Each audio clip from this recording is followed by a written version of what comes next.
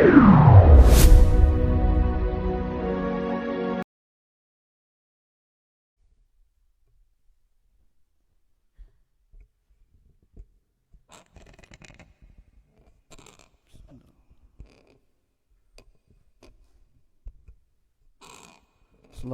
warahmatullahi wabarakatuh.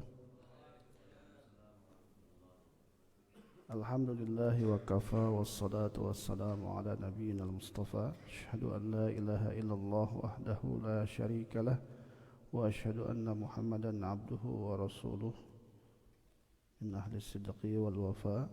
Subhanaka la ilma lana illa ma 'allamtana innaka antal alimul hakim. Rabbi israh li sadri wa yassir li amri wahlul 'uqdatam min lisani yafqahu qawli. Wa ba'd. Teman-teman sekalian, alhamdulillah kita masih berjumpa dalam gelombang yang sama, insyaallah.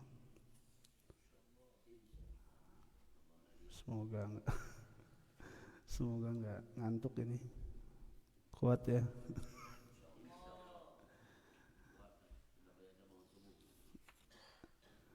Tadi sangkain pijitnya mau sejam kata Mas Gangsar maunya sejam kayaknya pijitnya. Sampai buka baju segala gitu. Baik teman-teman sekalian, kita lanjutkan ya ini pembahasan buku kita. Semalam kita sudah menyampaikan bahwa ada 4 poin penting ya dalam ya ibaratnya cara baca kita terhadap buku ini akan benar ketika 4 langkah itu kita lakukan. Ya. Kalau 4 langkah itu nggak dilakukan, kita nggak mendapatkan intisari dari buku ini gitu ya. Yang pertama saya ulang kembali, harus punya mindset yang benar nantinya. Ya.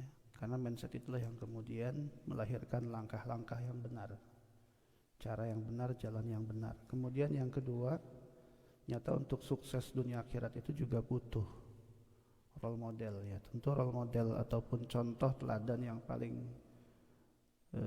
paripurna adalah Rasulullah SAW. Tidak ada yang lain. Ya, keteladanan kita itu mutlak ya kepada Rasulullah SAW. Karena ayat ataupun hadisnya itu disebutkan ya, bahkan kecintaan kita kepada Allah Subhanahu wa taala saja itu mutlak dihubungkannya dengan kecintaan kita kepada Rasulullah atau ittiba kita kepada Rasulullah. Qul in kuntum tuhibbunallah fattabi'uni yuhibbukumullah wa yaghfir lakum dzunubakum. Jadi kalau kita ya mencintai Allah, ternyata syaratnya harus ittiba kepada Rasulullah SAW atau mengikuti Rasulullah SAW. Nah, namun buku ini akan sangat panjang ketika kita membahas Rasul, karena Rasul itu bagaikan lautan yang tak bertepi, ya, bagaikan waktu yang tak berujung. Jadi bicara Rasul itu 24 jam nggak cukup, Senin sampai Ahad itu nggak cukup. Bicara Rasul itu bagaikan kita mengarungi lautan yang gak akan pernah ada ujungnya gitu. Jadi Rasul itu adalah ensiklopedi yang sangat lengkap dalam segala hal atau segala persoalan gitu ya. Maka buku ini mengambil sosok yang lain, yaitu adalah Abdurrahman bin Auf ya. Beliau adalah murid Rasulullah SAW langsung, karena beliau adalah sahabat atau orang yang bertemu dengan Rasulullah SAW. Kemudian yang ketiga, syarat sukses menurut buku ini adalah langkahnya harus punya tirakat. Nah, ini yang nanti akan kita bahas pada pagi hari ini. Ya, meskipun tidak secara lengkap, namun saya kasih tahu kisi-kisinya nanti, biar teman-teman tetap membaca buku ini. Buku ini sebentar loh, 2 jam atau 1 jam aja kalau teman-teman punya reading habit yang cukup bagus. Ya. Jadi ada beberapa buku itu yang ngajarin kita dalam membaca, cara membaca cepat itu seperti apa. Ya. Jadi kalau bacanya fokus ya, insya Allah ini nggak sampai sejam juga selesai. Tadi malam tuh ada yang ngomong sama saya, Ini kayak lagi diceramahin ustadz nih baca buku gitu. Karena bahasanya memang dipilihkan tidak dengan bahasa yang ruwet gitu. Selesai sebentar juga. Ya. Apalagi setiap satu judul itu ada kesimpulan yang di bold hitam ini. Ini ada kesimpulan. Ya, jadi setiap selesai baca satu tema langsung bisa menyimpulkan. Misalkan ketika membahas tentang Abdurrahman bin Auf di halaman 76 langsung dikasih tahu, jika ingin sukses bisnis Anda, belajarlah dari mereka yang sukses seperti sahabat Abdurrahman bin Auf. Ada 8 tips membangun bisnis sukses seperti beliau. Pertama, ini udah kesimpulan gitu. Nah, ini yang disebut dengan clue dalam sebuah buku. Nanti teman-teman dengan membaca ini jadi ingat clue itu. Ya, semua ini dalam setiap akhir ada itunya, kesimpulannya. Oke, jadi tirakat ini penting sekali ya, habit ini penting sekali. Ya. Kemudian yang terakhir itu adalah support dari pasangan. Ini yang kita bahas nanti insyaallah. Nanti hilir ya, atau ujung dari kesuksesan itu menurut buku ini adalah apa? Ketika orang bisa memaksimalkan kesuksesan itu dengan apa? Dengan sisi-sisi yang sifatnya ukhrawi, akhirat. Ya, kalau di buku ini ya, itu adalah haji dari Korea. Nah, karena kan jangan sampai mengenyampingkan sisi dunia dan akhiratnya. Kalaupun nanti nggak bisa dilaksanakan di sini, semoga dilaksanakan di Indonesia insyaallah. Artinya itu dia sebuah target, sebuah impian, sebuah keinginan ya yang harus tetap ada dalam diri kita. Ya, karena ternyata kemampuan di dalam agama kita itu ujungnya adalah taklif yang atau pembebanan yang maksimal. Jadi ketika kita maksimal dalam kesuksesan, maka beban syariatnya pun harus maksimal. Harta yang kita miliki akan dianggap sebagai sebuah bentuk syukur yang cukup terhadap harta yang kita miliki. Itu ketika kita juga bisa memaksimalkan dengan ibadah ataupun sisi-sisi akhirat yang kita ya lakukan di hadapan Allah Subhanahu wa taala. Misalkan orang semakin kaya, ya ada zakat yang harus dikeluarkan kan gitu. Ketika seorang itu semakin kaya dan dia mampu untuk melakukan haji, maka berhaji. Karena ketika nggak berhaji misalkan, itu bagian dari sebuah kelalaian yang akhirnya bisa membuat dia mati dalam keadaan ya di mata Allah nggak sukses gitu. Bahkan disebutkan dalam hadis ya, dalam beberapa kitab itu mati dalam keadaan kafir gitu. Artinya betul-betul sangat harus diperhatikan gitu ya. Sama juga ketika kita badannya sehat, ternyata taklif syariatnya itu atau pembebanan secara syariatnya itu juga harus sempurna. Orang kalau badannya sehat bisa berdiri, sholatnya dengan berdiri, begitu kan? Nah itu, jadi semakin tinggi tingkat keberhasilan kita secara duniawi ataupun secara ukhrawi, maka tingkat kesyukuran kita kepada Allah Subhanahu wa taala ternyata itu pun harus semakin tinggi. Ya. Karena semuanya nanti untuk Allah, sampai nanti ketika kita mau meninggal pun Allah menggaransikan tuh. Ya. Allah menggaransikan kepada kita bahwa setiap kebaikan yang kita lakukan itu pada ujungnya nanti adalah kebaikan yang akan Allah berikan kepada kita, yaitu surga. Bahkan surganya surga terbaik. Seperti itu. Nah, teman-teman sekalian, ya kita masuk pada langkah yang ketiga dan keempat. Sebenarnya apa sih yang dimaksud dengan tirakat? Ini perlu saya sampaikan lagi ya. Tirakat itu apa? Tirakat itu sebenarnya istilah dalam bahasa Arab yang kemudian menjadi bahasa kita. Asalnya dari kata thoriqoh sebenarnya. Ya, cuman kita akhirnya membahasakan jadi bahasa kita. Itu tirakat. Tirakat itu kalau di sini saya memberikan satu sinonim ya, atau ya kata lain dari tirakat itu dalam buku ini. Saya menyebut tirakat itu adalah habit. Habit itu adalah kebiasaan. Ya. Orang kalau mau sukses harus punya kebiasaan yang sukses atau kebiasaan yang mengarah kepada kesuksesan. Ya. Saya juga menggunakan istilah habit itu ataupun tirakat itu adalah apa? Adalah norma, adalah karakter, perilaku yang sudah tersistem pada diri kita. Jadi kita melakukannya terus-menerus. Nah, makanya pada ujungnya saya mengatakan bahwa tirakat, habit atau perilaku atau norma yang mengakar pada diri kita itulah yang disebut dengan akhlak. Gitu ya. Bangun nggih? Bangun ya. Jadi di dalam ya ujungnya saya sampaikan tadi, ya, tirakat itu adalah habit adalah sebuah kebiasaan, ya.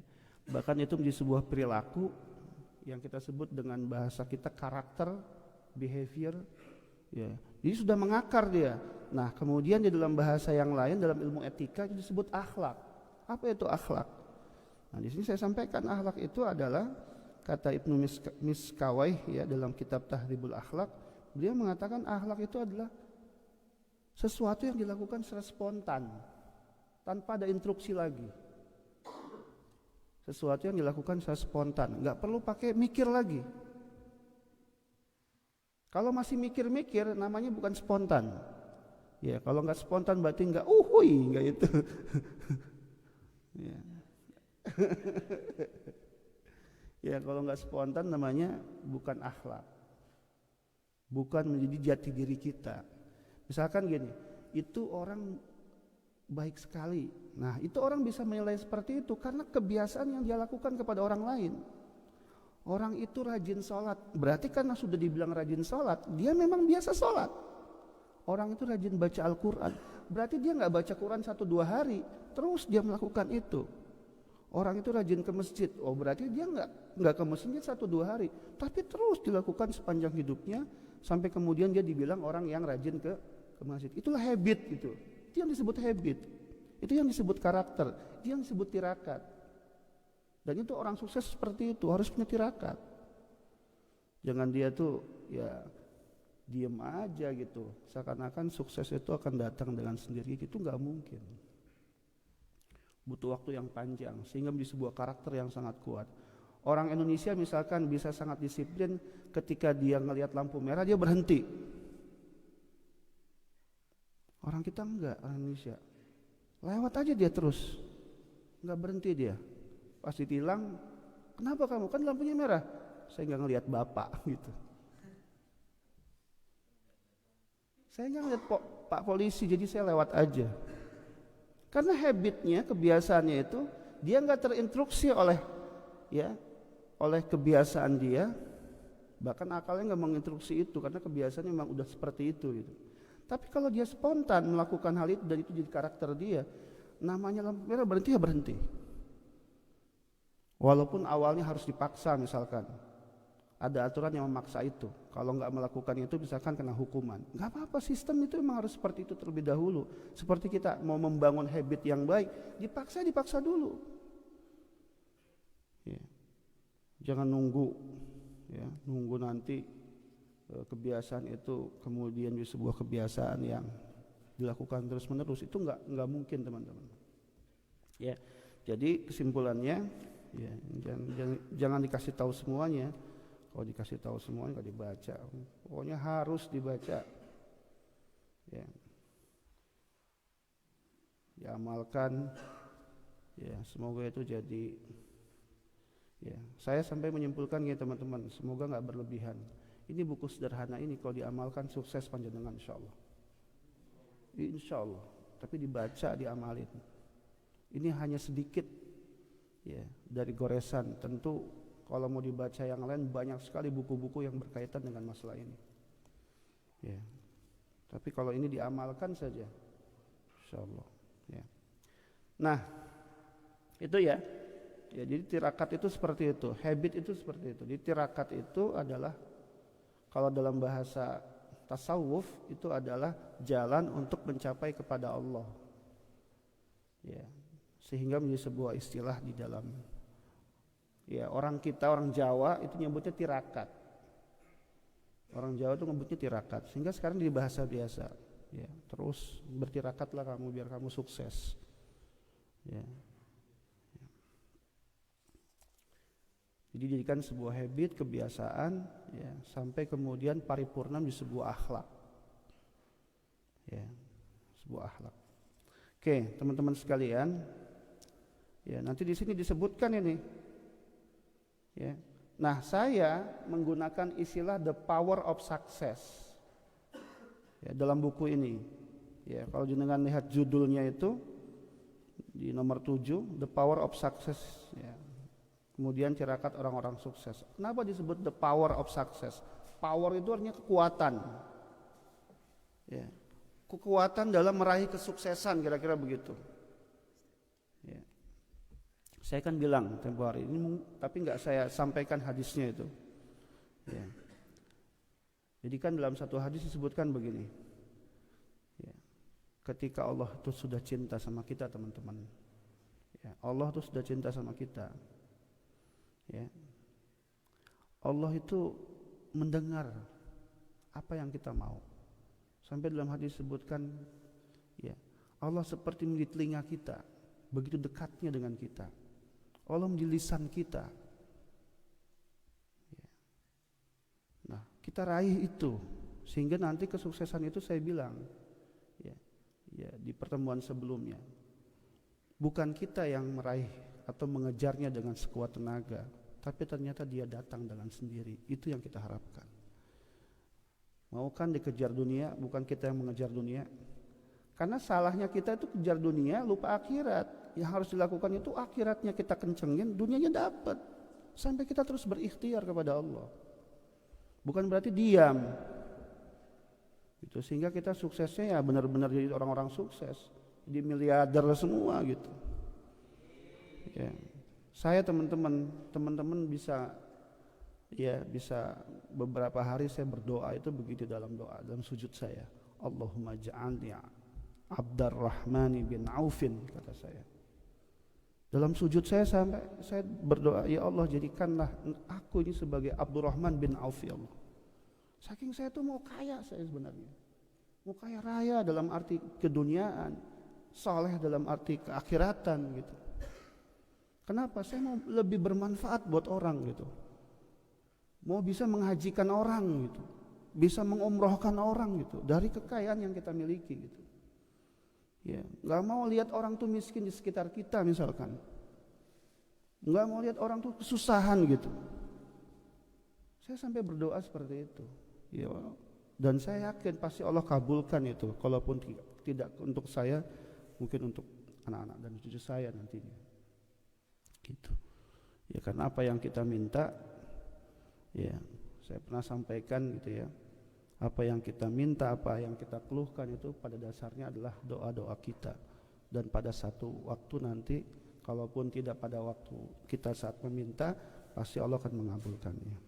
Nah, makanya the power of success itu, ini kekuatan yang harus jenengan lakukan biar kesuksesan itu ngejar kalian, ngejar kita semuanya. Ya, nanti di situ disebutkan apa saja, ada 5 ya, kalau nggak salah 5. Iya. Ada 5 tirakat, 5 tirakatnya untuk sukses itu ngejar kita. Ya, saya kasih poin-poinnya aja ya. Yang pertama, baca Quran. Gak ada orang sukses yang bisa dapat dua-duanya, akhirat sama duniawi, yang dia jauh dari Al-Quran. Itu gak ada. Ya.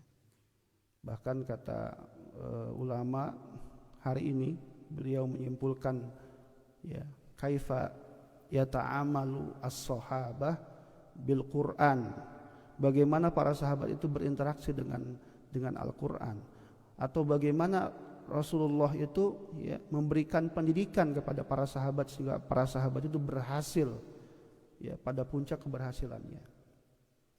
Ada 3 amal itu, salah satunya adalah Al-Quran yang disebutkan dalam surat, ya, surat Fatir, innal ladzina yatluna kitaballah, ya, wa aqamus shalah wa anfaqu mimma razaqnahum sirran wa alaniyah yarjuna tijaratan lan tabur. Itu karakter mereka begitu kuat. Ternyata poinnya adalah pada kekuatan mereka dalam berinteraksi dengan Al-Quran. Baca, pahami, amalkan.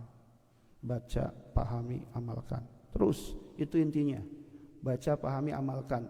Kalau bisa menghafalnya itu bonus lah, karena nggak mudah orang menghafal Al-Quran. Orang-orang terpilih bisa hafal Al-Quran itu.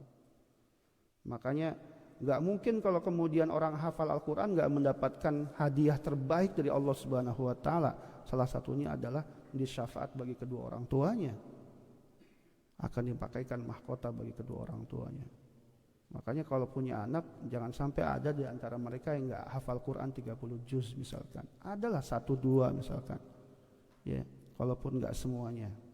Itu kejar target bisa mencapai anak-anak yang bisa hafal Al-Quran karena memberikan sebuah syafaat kepada kita. Quran itu memberikan syafaat, selain Rasulullah juga memberikan syafaat buat kita semuanya. Ya, baca Quran. Kemudian yang kedua itu saya sebutkan ini sholat tahajud. Kalau mau sukses sholat tahajud, sampai seorang ulama mengatakan orang dianggap nggak serius minta sama Allah, berdoa sama Allah kalau dia mintanya bukan di waktu malam, bangun malam. Ya, jadi sebuah kebiasaan, karena itu adalah kebiasaan orang-orang soleh. Ya, nggak usah banyak-banyak, disebutkan dalam Al-Quran.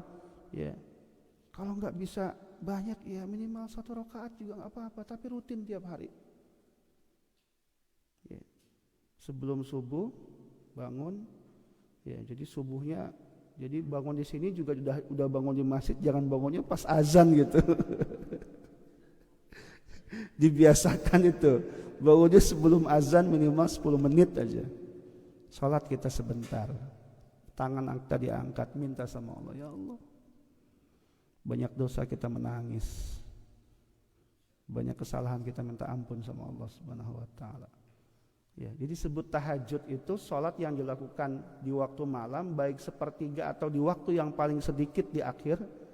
Ya, dilakukan, yang itu dilakukannya sebelumnya tidur, makanya disebutnya tahajud.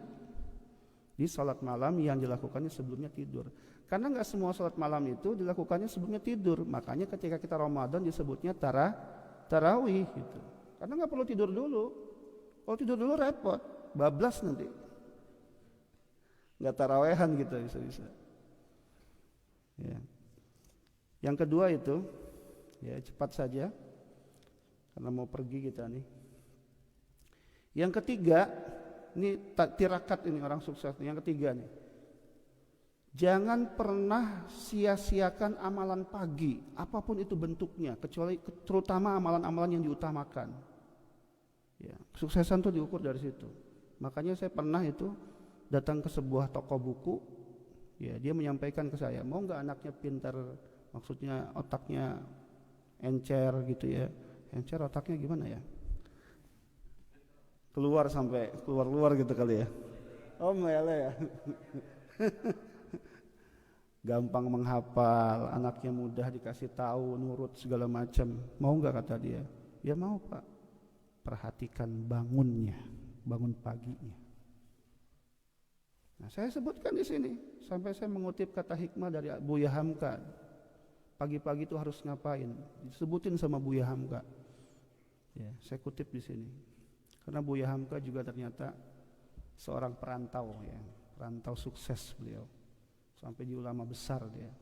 Ya, diakui ilmunya di Al-Azhar. Makanya dapat honoris causa dia, profesor, doktor honoris causa. Enggak pernah ya belajar secara formal S1, S2, S3, tapi ilmunya diakui luar biasa. Ya. Nah, beliau mengatakan ya, waktu pagi, amalan-amalan pagi itu jangan disia-siakan. Apa saja? Ya banyak. Jadi bicaranya pagi itu Nabi sampai mendoakan kepada mereka yang paginya itu luar biasa. Allahumma barik li ummati fi bukuriha. Ya Allah, berkahilah umatku di waktu paginya. Itu saya landasannya. Jadi kalau kita mau hidupnya berkah, kita mau hidupnya sukses, mau dunianya dapat, akhiratnya dapat, maka jangan pernah sampai kapanpun sia-siakan waktu pagi. Itulah ya, awal kesuksesan diraih. Kalau dari mulai awal pagi, mulai tahajudnya, dilanjutin sholat subuhnya berjamaah, terus apa yang bisa kita lakukan di waktu pagi, ya maksimalkan. Ya, kata orang tua dulu saja, bangun kesiangan, rezeki nanti dipatok ayam. Itu filosofi yang luar biasa sebenarnya kalau kita mau dalami. Ya, ya cepat saja. Kemudian yang keempat nih, orang sukses nih, tirakatnya berbakti sama kedua orang tua. Nggak berbakti, nggak bakal sukses. Iris kuping Zen. Jangan saya lah. Oh, mau saya jadi iris kupingnya. Ya. Kamu kan itu nakoda pelaut. Kuat kamu. Ya, nggak ada istilahnya. Ya, orang tuh nggak sukses kalau baktinya baik sama orang tua. Jangan pernah sakitin sedikit pun hatinya. Jangan pernah. Ya. Nurut kita sama orang tua. Ya, makanya saya dimudahin hajinya itu salah satunya. Ketika ibu saya telepon di sini diceritain nih. Ya, dengan kalau baca diceritain di sini. Ya, saya kalau mau sedikit bercanda sama kalimatnya begini. Ini buku cerita tentang saya sebenarnya. Ya, cuman kan nggak mungkin ya nyeritainnya terlalu vulgar gitu, karena nanti nggak ada nilainya buat teman-teman. Ini ceritain tentang saya semua gitu. Makanya semuanya ada nasnya, dalil-dalilnya disampaikan, poin-poinnya apa saja. Jadi bakti sama orang tua ini jangan jadi sia-siain teman-teman. Sampai sholat kita aja nggak ada maknanya kalau nggak berbakti. Zakat kita nggak ada maknanya, nggak berbakti. Uang kita tuh bakal habis dengan sendirinya, nggak berkah gara-gara nggak bakti sama orang tua. Yakin aja, coba aja. Jangan kaya tuh, ya, tapi lama-lama nanti habis itu. Ini disebut dengan istidraj itu seperti itu, nggak ada maknanya. Lama-lama uang tuh habis, buatin habis. Kak, jangan pernah pegang di Korea 1 miliar misalkan. Dulu saya waktu di Korea sampai pegang uang 1 miliar. Tapi kenapa kemudian kok des? Itu mungkin gak berkah. Salah satunya menghilangkan keberkahan dari bakti kepada kedua orang tua. Gak pernah orang tua ngerasain uang jenengan itu. Padahal jenengan kaya, luar biasa hartanya. Ya, di Indonesia belum tentu 1 miliar bisa dapat 1 tahun. Di Korea bisa. Kalau jenengan bisa memanage uang itu dengan baik. Saya hitung tuh pengeluaran saya di Korea selama 1 tahun. Saya catat teman-teman, kalau jenengan nggak percaya tanya Mas Bisma. Saya catat itu, pengeluaran pemasukan itu dari tahun pertama saya catat. Luar biasa dahsyat, 0,5 M. Saya lihat ya Allah subhanallah. Pengeluaran saya di tahun pertama aja sampai 0,5 M. Ini tahun kedua nih, semoga lebih sedikit, bukan lebih besar. Tapi nabung yang lebih banyak gitu maksudnya. Nanti gak ada saldonya sama sekali. Ya walaupun kadang harus marah sama istri atau kita evaluasi bareng. Ini kenapa kok tiap bulan selalu kurang? Ada apa? Ada apa yang salah? Itu dievaluasi sama saya. Ya, sampai tegas-tegas sama istri. Itu biasalah dalam rumah tangga seperti itu. Ya, jadi bakti ini jangan main-main teman-teman. Jangan main-main sama orang tua. Jangan pernah sakitin. Ya, sakitin. Makanya Al-Quran aja cuma bilang wala taqul lahuma uff. Nah, aku cuma bilang begitu. Jangan sampai mengatakan itulah orang tua. Ya, jangan kaget nanti semakin tua semakin kaya anak-anak. Ya itulah orang tua. Jenengan aja udah bikin capek luar biasa kok. Saking bikin capeknya banyak anak sekarang itu atau anak-anak sekarang udah dulu diurusin sama orang tua. Ya, kemudian dia kerja hebat, anaknya ditaruh juga sama orang tua, kurang ngajar itu namanya. Ya, nggak ada apa memuliakan orang tuanya itu. Janganlah kita seperti itu. Muliakan mereka, hormati mereka. Apapun yang mereka minta kalau kita punya. Saya kok capek mau beli mobil, ada uangnya beliin. Ya, iya. Bahasa kasarnya mungkin begitu, nyawa kita pun kita pertaruhkan untuk dua orang tua kita. Itu di sini saya sampaikan tentang Uwais Al-Qarni, gimana dia dipenjaranya dengan keinginan orang tua, seakan-akan seperti itu. Dia terpenjara nggak bisa ngapa-ngapain karena keinginan orang tua. Orang tuanya bilang begini, saya mau sebelum katakan kita sebelum meninggal gitu ya, saya mau pergi haji. Makanya Uwais berusaha semaksimal mungkin walaupun dia miskin, dia berikhtiar bagaimana caranya bisa menghajikan. Ya dia itu, ya, latihan itu naik ke atas gunung, turun lagi sampai dia kuat. ngegendong ibunya pergi dari Yaman ke Mekah. Yaman itu lumayan jauh, jalan kaki dia ngegendong ibunya, ya, luar biasa. Ya. Kalau Zen udah bisa menghajikan, kapan waktu berhajilah dengan kedua orang tua, pegang keduanya sambil kita tawaf, labbaik Allah. Itu cita-cita saya itu, ya, yang belum sampaian. Yang terakhir teman-teman, kelima adalah tirakat. Kalau saya mengutip kalimat Gus Baha ini, ya, kata beliau, tinggalkan maksiat. Kalau kita nggak bisa menjadi orang yang punya keunggulan dalam amal-amal saleh kita, minimal satu saja yang wajib jangan pernah kita tinggalkan. Yang kedua, jangan pernah bermaksiat di hadapan Allah. Itu sudah cukup membuat kita punya tirakat jadi orang-orang yang sukses di hadapan Allah Subhanahu wa taala.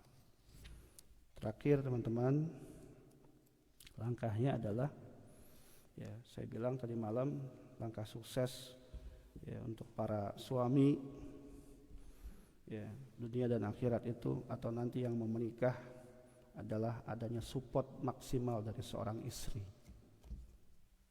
Insya Allah sukses. Ya, kalau jenengan nggak saling menguatkan, susah. Dan ternyata saya melihat dalam kehidupan keseharian, ya, ada contoh nih, ya, contoh di sekitar saya lah, orang-orang terdekat saya, kakak ipar. Beliau beberapa kali menikah, gitu ya. Ternyata ujiannya di situ terus. Jadi kalau kita tuh, saya melihat begini, orang kalau diuji di satu hal belum lulus, itu akan diuji terus sama Allah di situ. Ya. Bisa saja 4-3 kali menikah gagal terus, itu bisa. Ujiannya di situ terus. Ya. Kang Ali itu luar biasa dia. Semoga itu pernikahan terakhir buat beliau. Ya, beliau juga punya ujian di situ, gitu ya. Dan beliau juga sempat akhirnya gagal dalam rumah tangga, termasuk kesuksesan beliau gagal sampai datang ke Korea. Itu Kang Ali salah satunya adalah, ya, karena ternyata istrinya nggak mendukung beliau. Kemudian beliau jadi frustasi, pergilah ke Hong Kong dulu, dari Hong Kong kemudian pergi ke Korea, hanya dengan modal visa turis. Jadi sama juga sama Aris tuh, ya.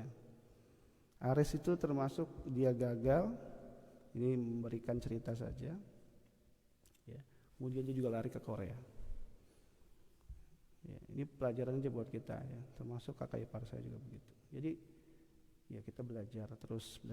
Nikah itu pelajaran yang nggak ada habisnya, ya. Dan dia nggak ada sekolahnya, tapi kita dipaksa untuk belajar sampai meninggal. Nggak ada sekolahnya dia, tapi terus belajar. Konflik selesaikan, masalah selesaikan. Nggak ada yang nggak ada punya konflik. Saya berantem berapa kali di sini, harinya marah-marah dengan istri berapa kali, gitu ya.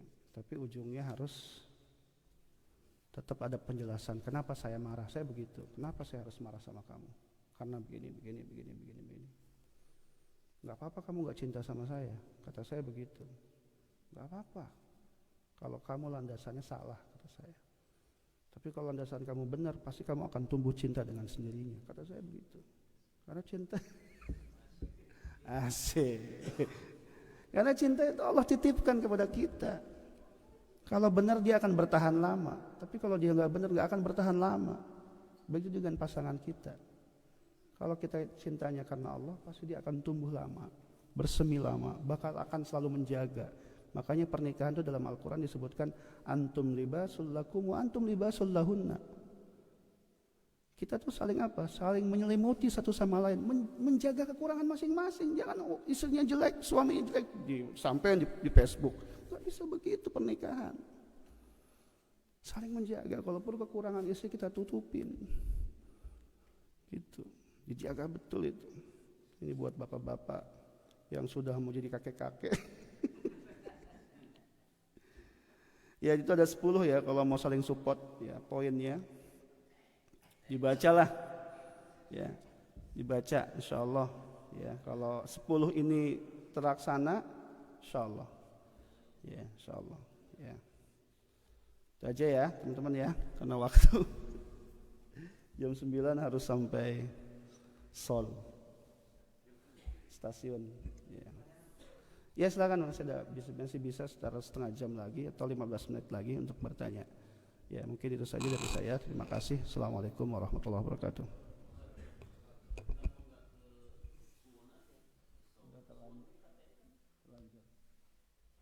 Mungkin waktu itu tiketnya nggak ada tadi soal.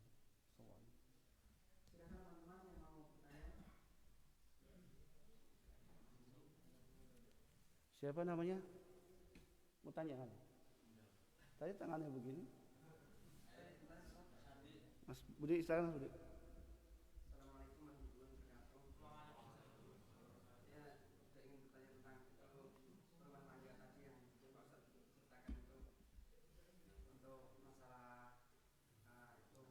Mas Budi udah beli bukunya belum? Oh belum, beli ya. Ya, biar lengkap jawaban saya nanti.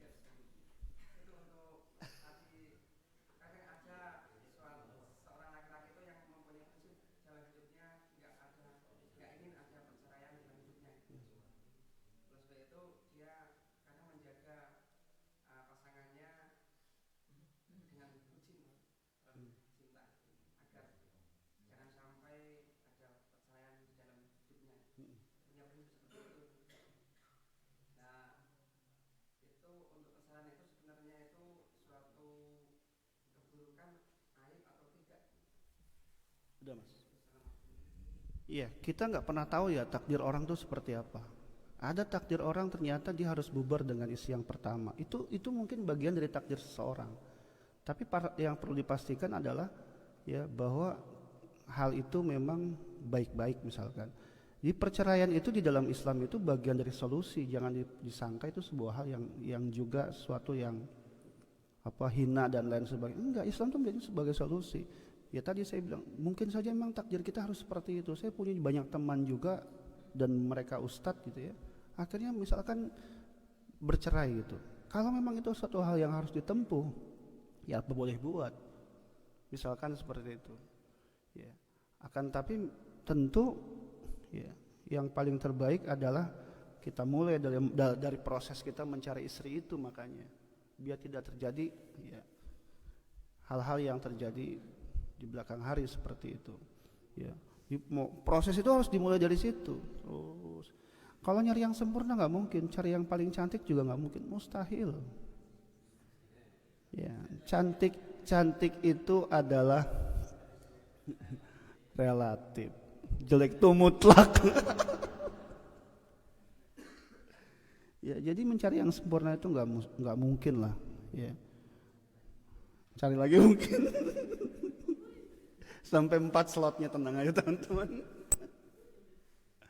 Ya jadi perceraian itu adalah solusi dalam agama. Makanya disebutkan dalam hadis itu abghadul halali at-talaq. Ya, sesuatu yang halal tapi dibenci itu adalah perceraian. Tapi jangan sampai kita tuh mencari arah ke itu gara-gara kita udah nggak cocok lagi sama dia, itu jangan. Ini rumusnya nih, nggak pernah akan cocok sampai kapanpun, yakin. Nggak mungkin kita, yang ada itu saling menerima kekurangan satu sama lain. Nggak mungkin cocok, karena nih kita tuh menikah dengan sama-sama nggak cocok pada awalnya. Satu dia tumbuh di keluarga yang seperti ini, kita tumbuh di keluarga yang seperti itu, udah bukan kecocokan. Yang satu laki-laki, yang satu perempuan, itu udah bukan kecocokan. Jadi nggak mungkin sampai kapanpun nikah ya, sampai akhir dengan meninggal dipisahkan oleh ajal. Berharap itu kecocokan 100% dengan istri, itu nggak ada, mustahil. Nabi saja nggak begitu kok. Kita mau contoh siapa? Yang ada tuh saling menerima, saling legowo, sehingga perceraian itu nggak terjadi. Berusaha untuk menjaga, terus kita jaga. Kalau lagi marah satu, jangan yang satu juga marah. Yang satu mungkin lebih pilih diam, gitu. Istri menangis gara-gara kita marahin, jangan kita biarkan, peluk selesai. Itu teorinya Mas Budi. Jangan dibiarin, peluk. Kalau lebih dari peluk, alhamdulillah. Ketawa. Memang surganya laki-laki itu perempuan, Mas Budi. Dan surganya perempuan itu apa? Perhiasan. Sampai kapanpun perempuan tuh nggak cari laki-laki. Nanti ketika di surga dia nggak cari laki-laki, dia cari perhiasan. Karena memang itu fitrahnya perempuan. Jadi kalau mau bahagiakan perempuan, ya perhatiin aja pakaiannya, ini seneng dia, bahagia dia. Karena fitrah dia memang seperti itu. Kalau kita, mohon maaf, bisa berhubungan udah selesai, itu laki-laki. Iya, nggak perlu tampang. Nggak usah cantik-cantik, dibungkus aja udah palanya.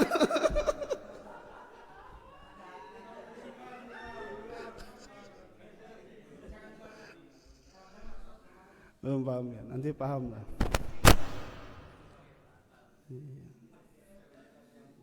Ya artinya kan juga pada akhirnya misalkan tua, apakah kita bisa menerima dia? Kan saya pernah bilang mawaddah yang disebut mawaddah itu, kalau kita itu sampai tua tuh masih mau pegang tangannya, itu mawaddah. Berarti kita benar-benar cinta tulus sama dia. Nggak cuma waktu dia masih mudanya, waktu cantiknya. Ketika sudah keriput kita nggak cinta lagi sama dia.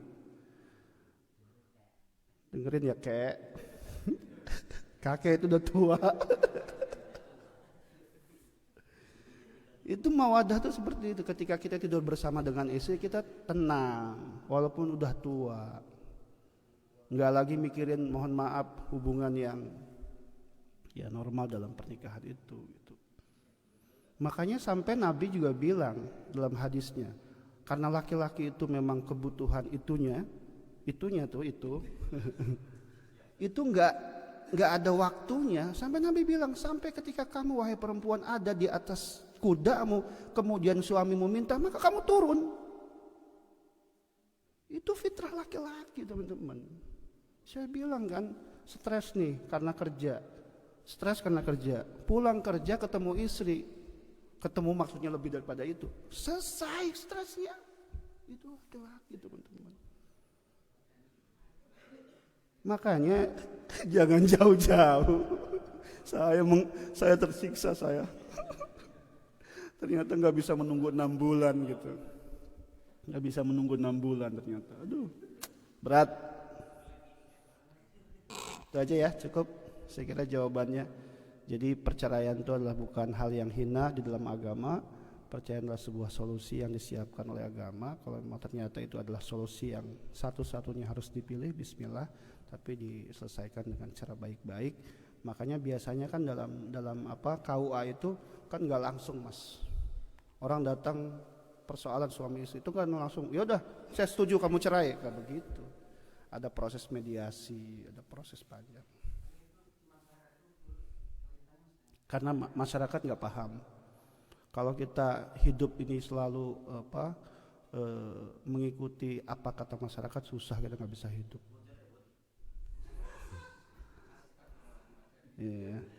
Ya, jadi nggak bisa.